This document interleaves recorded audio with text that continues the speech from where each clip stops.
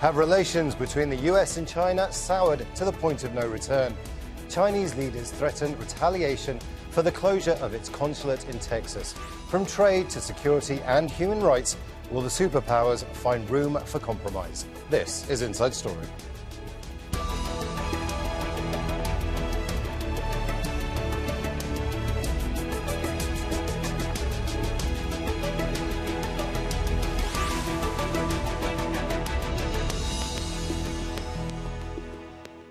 Hello and welcome to the programme. I'm Imran Khan. It's being described by some as a new Cold War.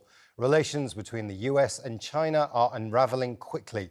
In the latest spat, Chinese diplomats have been given 72 hours to shut down their consulate in Houston, Texas. President Donald Trump accuses them of spying and stealing intellectual property. China's foreign ministry is threatening retaliation for what it calls malicious slander. Rosalind Jordan has more. It's a scene straight out of a spy film. Employees at the Chinese consulate in Houston burned documents before they're forced to leave the U.S. on Friday. The expulsion of the 60 diplomats and their families is just the latest step taken by the U.S. against a country it considers a national security threat. We are setting out clear expectations for how the Chinese Communist Party is going to behave. And when they don't, we're going to take actions that protect the American people, protect our security, our national security, and also protect our economy and jobs. Even before the U.S. officially announced the closure on Wednesday, officials in Beijing were condemning the move. This is intentional sabotage to bilateral relations and is extremely outrageous. China strongly condemns it and urges the US side to withdraw its decision. Otherwise, China will definitely take a necessary and legitimate response. The Trump administration's decision is the latest in a string of what it calls punishments for China's recent actions, officially opposing Chinese efforts to claim the South China Sea as its own, imposing sanctions to protest the alleged abuse and imprisonment of Uyghur Muslims, and what Washington has insisted was Beijing's failure to warn everyone about COVID-19 before the virus outbreak turned into a global pandemic. Later on Wednesday, senators grilled Deputy Secretary of State Stephen Biegun during a hearing about the administration's China policy. I know you argue that this president and the administration has been uniquely successful with China, and I know you're good at your job. Before the hearing devolves into a hearing bashing China and the World Health Organization for the COVID pandemic, let me assure you, blame game politics won't save American lives. Some analysts say that despite the administration's harsh rhetoric, there may well be justification for closing the Houston consulate. For a long time, the Chinese have gone after telephone, internet-related technology, space technology, and so on, much of which is in Texas. So it's a sensible step from that perspective for the United States. The Trump administration says by closing the Chinese consulate in Houston, it's punishing Beijing for its bad behavior. But political opponents say the White House strategy could backfire by encouraging its Chinese counterparts to retaliate. Rosalind Jordan, Al Jazeera, Alexandria, Virginia.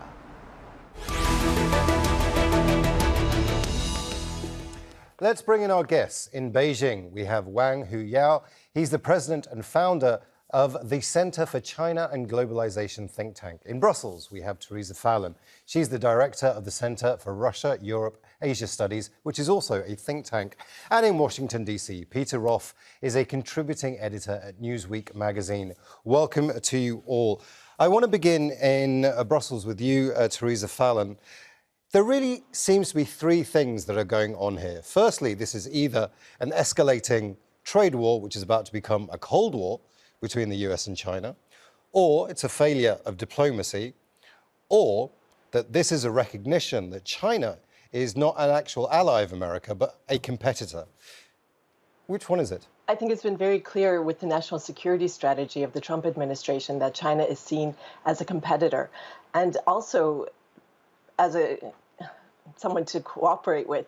But we even saw under the Obama administration, there was a pivot to Asia. So this has been a long running reanalysis of where China's going. For 40 years, analysts felt that the longer we cooperate with China, China will become more like us, especially once they would join the World Trade Organization. Everyone expected that China would actually become more like a democracy once they had more free trade. But that hasn't worked out. Instead, we've seen a strengthening of an authoritarian regime that's really, we're seeing under especially the COVID-19 pandemic, it's using this as a way to further its authoritarian agenda. So we've seen not just diplomacy, as you mentioned, we've seen a pivot from mass diplomacy, trying to kind of cover up where the COVID-19 crisis actually began, to wolf diplomacy, especially in Europe we see this. So this very different tune we're seeing with China. Before it was a very positive agenda, both with the US and with Europe and other allies across the world, but we're seeing much stronger assertiveness throughout the entire world. So COVID-19 has affected the whole world, and also China's further assertiveness, pushing its own agenda during this period. Wang Huiyao in Beijing. It seems that the US would like you to become a nice, happy Jeffersonian democracy, but that isn't happening. What is China's strategy here? Thank you for the show. And well, I think that you know, there are quite a bit of you know, misunderstanding is happening. I think, you know, for the last 4 decades, I think China has transformed beyond recognition, has transformed profoundly.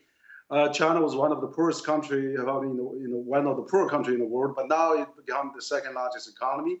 And China has lifted 800 million people out of poverty, which is represent 70% of the world poverty reduction.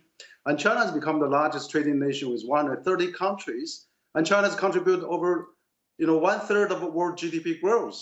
So it depends how you look at China. You know, I mean, if you see converge, what you know, America wants China to be converged, to be one of us. Who are the same? You know, I mean, because I think what China is doing is really, according to its own culture, 5,000 year history. China have never sent a soldier expedition to any other continent.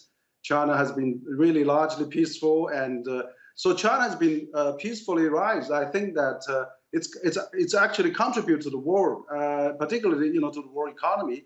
And probably we should tolerate a different development path or system, because I think the Fukuyama-san, the end of history may not be the case. So I think that if China is really play some positive roles to the world, for example, China didn't export any refugees or cause famine. I mean, if, like Syria have few million refugees flooded to Europe. That's brought about Brexit and the deglobalization and chaotic situation. So just imagine 10% of 800 million people who got out of poverty become refugees, flooding the world. The world could be, you know, totally different. So we should be happy that China is okay, prosperous, and you know, contributing to the world economy, and you know, play a positive roles. Of course, China is not perfect. I mean, still rooms to improve, still a lot of things to be corrected. But I think by and large, China is working towards the right direction. China has signed the climate change deal, and China is doing all the things it can. It's not totally the same as a Western system, but I think we should be tolerate a different peaceful competition among the different development models. Peter Roff in DC. We have to tolerate China. It's going well. So why the war? Well, I think that you know, President Trump came into office promising to end bad trade deals. And I think the feeling in America largely was that the trade relationships that we had with China and the rules that China imposed on U.S. companies wanting to do business in China were unfair and anti-competitive. And so we had an escalation of tension there. But China's dishonesty about the Wuhan virus, the spread of the novel coronavirus, COVID-19, through its own country and to the rest of the world, has caused most Americans to rethink what our relationship with China should be. And no one, of course, is comforted by the news this week here in the United States that 2 computer hackers working with the Chinese government attempted to steal coronavirus research materials from American facilities. That's led to the closure by the president of the Chinese consulate in Houston. We expect within 48 hours China to respond in kind somehow. But this is not the way allies behave. China is a competitor. China has decided to throw some sharp elbows. It should not be surprised if other people throw sharp elbows back. Well, let's have a look at that. Wang, Huiyao, this is about trade. This is about the fact that China hasn't behaved. Well, I think that there's also some probably misunderstanding as well. Of course, there's no perfect trade. China's joined WTO, and China's contributing as well. For example, China's export to around the world has kept the world inflation low. For example, for the last 20 years, U.S. inflation was around below 2% before the trade boom with China. But China now is already going to have a large market potential. There's so many companies doing business in China, particularly U.S. companies are doing extremely well. Boeing sells 1/3 of its airplanes to China. Apple makes 98% of its product out of China. And GM and Ford sells more cars in China than in the United States. Of course, there's as I said, there's always room to improve. There's always way to correct. For example, China has just last year passed, in light of U.S. trade war, China passed a foreign investment law and a new law that stipulates any violation of IPR, any forced technology transfer will be severely punished. So I think that the case of shut down consulate in Houston, I think if there's somebody they find is a hacker or whatever stealing IPR, let's punish those individuals or expel individuals rather than close down a consulate. It was the first consulate when Deng Xiaoping, when he opened the diplomatic ties with U.S., decided he visited Houston and watched the cowboy performance there. That China opened the first consulate in the U.S. Very symbolic for the last 4 decades. We're not at the war stage. I mean, does that mean we're going to shut down diplomatic ties? Wang, it's not really, just about room for improvement. It's not just about the things that you're saying. There are serious human rights abuses happening in China. The internment of the Uyghur Muslims is just one example of that. The crackdown on journalists, another example of that. The US, Europe, and Great Britain have long made representations that China needs to sort those things out. In 40 years, it hasn't. Well, not totally accurate, I don't think, because I think, for example, people in Xinjiang, the population has doubled in the last two decades. The GDP growth in the last 5, 6, 7 years has been one of the best in China. And in the last 7 years, there's no more terrorist attack, no more, people are not scared. Tourism is booming back to Xinjiang. And I think also the Chinese government issued a white paper on Xinjiang, and then they have if there's any people in a training class or in a so-called kind of courses, they have already graduated already. So I think they realize that maybe something can be improved. That's not a problem. But I think the thing is that there should be more people coming to visit China. I think this coronavirus stopped the people coming around because seeing is believing. If people walk here, if people really come in more and more see here. That would be really make a lot of difference. I think it's also fortunate that the journalists are also getting less in China. There being a journalist war, expel each other. So we see these situations really getting deteriorated, and then people have more secondhand information, and that's really caused a lot of problems. Peter Roff in DC, the Chinese are saying that they simply have got a bad rep, that they're not as bad as you're making them out to be. Tell that to the people living in Hong Kong. The Brits returned Hong Kong to China with the promise of an extended period of one country, two systems. But the demonstrators in Hong Kong are making it very clear that their rights are being oppressed. You spoke, I thought, rather well about the repression of ethnic and religious groups. We're hearing that Christians are being suppressed in China. President Xi may want to put a happy face on everything that's going on, but the Chinese have active industrial sabotage efforts underway here in the United States. I know of a couple not firsthand, but not that I was involved in them, but I'm well aware of them. They've been accused of dumping materials, dumping manufactured products into U.S. markets to depress prices and drive out U.S. industry. They've convinced countries in the third world as part of their New Silk Road initiative to go in with them on highly expensive, unnecessary development projects that they can't pay for, that allow the Chinese to seize them. And then there is the problem with intellectual property. China is the hub of world intellectual property theft. They are not behaving like good global citizens. They may have signed the Paris Accords on climate change, but they continue to build coal-fired plants to build energy. So they may have signed the treaty, but they show no signs of abiding by it. They are behaving as ruthless competitors, not as allies, not as part of the established global system of economics and politics.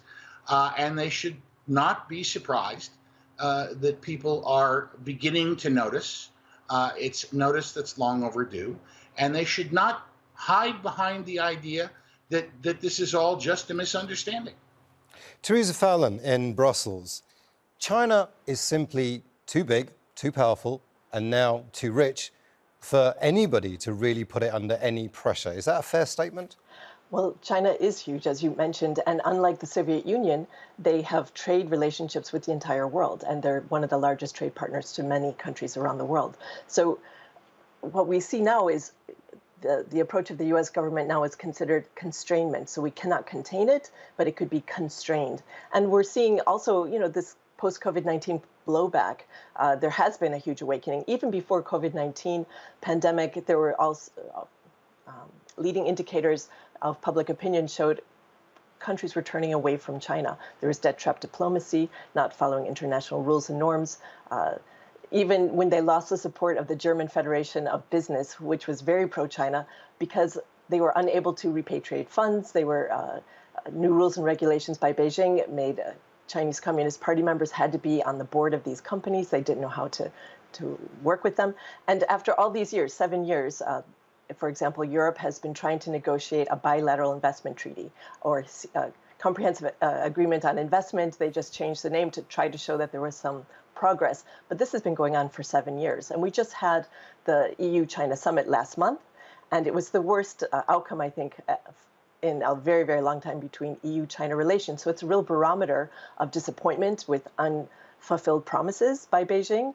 And China has really benefited from all these open economies, liberal international order, and at the same time, they're slowly eroding these institutions. We saw that with the World Health Organization, with the United Nations. They don't give the most money to them, but they actually have a lot of influence, and this affects everyone in the entire world. So we haven't even mentioned what's been happening in the South China Sea, the East China Sea, Indian China border. So we see a great deal of assertiveness, and especially in the South China Sea, this slow erosion, this kind of salami slicing tactics. And this is writ large around the world. So this slow, gradual approach. And for example, within the EU itself, it's unable to even make a strong statement on what happened in Hong Kong. Only 27 years since it was signed. So it's practically not even halfway through. So there's a great deal of concern about China following international norms. They say all these nice things. They want to be multilateral, support international rules and norms, but we're not seeing that. And to see a country that has democracy be absorbed amoeba-like into this new type of authoritarian surveillance, I think sends a worrying trend for everybody. And in addition, we're seeing economic coercion. Just 2 days ago, China warned Europe that if they did not embrace Huawei, it was unlikely that Ericsson and Nokia would be able to export their products which are manufactured in China. So it's on many levels we're seeing this kind of China assertiveness, and it's almost tone deaf considering how everyone is on their guard now about China, and they continue to push because my interpretation is that they see that the world is weakened by COVID-19, and now is the time to really push ahead. And if we really look at the UK's complete reckoning on China, a big U-turn. They've decided not to accept Huawei. The EU moves much slower because it's 27 member states, and it's very hard to get unanimity on these issues. But the UK really is a barometer, I would say, of where the rest of Europe is likely to go. Wang Huiyao in Beijing, tone deaf was the word Theresa Fallon used in Brussels there, that you are big, you are powerful, you have a responsibility. Part of the cost of being so big and being so powerful is engaging in international standards. You're being accused, Beijing's being accused of not adhering to those standards and simply going its own way. Is it time for the Chinese Communist Party to really rethink their global strategy? Well, I think that the previous speakers, they have a speak from their perspective. But what I think is that we really need more dialogues and exchanges. For example, I think the previous speaker talked about Hong Kong, but for example, Hong Kong, for the last year, we see what's going on in Hong Kong. Of course, there's some, I think the young people have some legitimate concerns, but we're not able to tolerate a chaotic society that airports was blocked for weeks, Legislative Council was stormed, and all the shops was vandalized, and the bystanders were put on gasolines and things like that. Even in the U.S., President Trump would not allow that, and he even said that when looting continues, the shooting will start. I mean, he even tweeted on that. So I think what the basic law allows the central government to have the right for defense, diplomacy, and security. So I think the National People's Congress passed this law will bring the order and prosperity back to Hong Kong so that 7 million annual mainland tourists can tour Hong Kong again. I'm sure the stability comes, Hong Kong will be prosperous. Hong Kong actually is already doing better than 1997 for the last 23 years. It's already doing quite well. So but Wang, this isn't about whether Hong Kong is doing better or not. What this is about is China's role in the world. Now, we are running out of time, but I just want to ask all three of you the same question. Firstly, let's begin with you, Wang. China needs to change. That's what we're hearing from the international community. Well, absolutely. I mean, all the countries are changing. Of course, China has been changing profoundly, as I said at the beginning, for the last 4 decades. China has been talking about China now is the second largest donor to the United Nations. China has contributed greatly to the multilateral system. China signed climate change, and China is now just the World Food Organization released a report yesterday. China is now the largest green space contributor to the world now, for the last 10, 20 years. And China is doing all this as best it can. I mean, also that China now is working with Europe as well. I mean, like Volkswagen and all the European auto companies are making more sales in China than the other countries. Theresa Fallon in Brussels, is Donald Trump's strategy the right one? Just quickly. Well, Donald Trump, even though he has a lot of people who don't support him, he was right about China. So he was very strong about the China threat. We saw under the Obama administration the pivot to Asia, but I think under Trump it's been much more clear, and China has moved forward very dramatically. But the South China Sea, the islands we saw built there, the 7 artificial islands were built under the Obama administration. And the one thing I think that the U.S. has learned that, for example, the Asia Infrastructure Investment Bank, a Chinese-led bank, the U.S. had, under the Obama administration, had lobbied other countries not to join. It was open to the whole world, and they all just went and joined. So I think that the limits of U.S. ability to persuade other countries. So now I think other countries have opened their own eyes. The scales have fallen. COVID-19 has really woken them up to a lot of these issues. The trends were there, but I think COVID-19 has accelerated it.